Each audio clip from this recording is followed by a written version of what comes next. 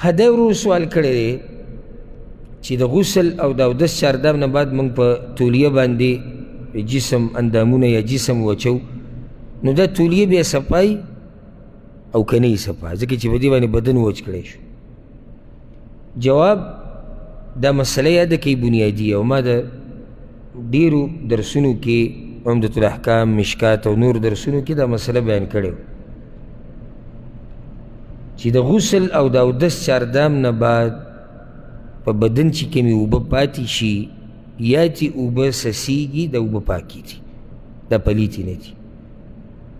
نو چې اوس یو سړی کپړه راوالي او دغه اوبه پې وچوي نو دا کپړه به پاکې که پلیته وي؟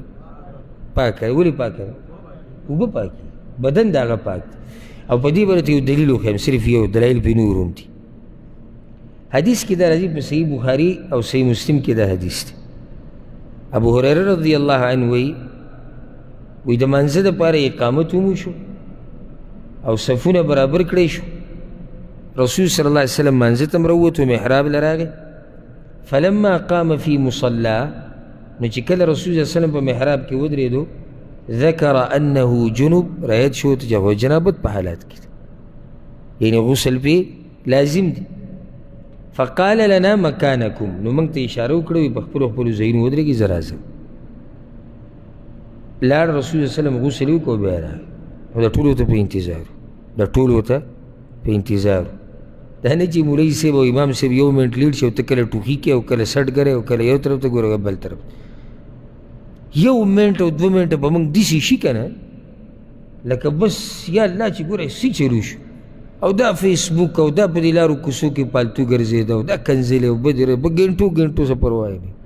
خو که امام یو منټ لیټ شو بس په ده باندې سم یو حال شي. رسول صلی الله علیه وسلم بیا راغی ثم خرج الینا ورأسه یقطر. دلته دلیل زما رسول صلی الله علیه وسلم راغی او د سر نه یې اوبه څڅېدې که دا اوبه پلیتې وې نو بیا پکار وه چې رسول صلی الله علیه وسلم بلکل وچې کړی وې خو دا اوبه څڅېدې چې څڅېدې نو څه مطلب شو؟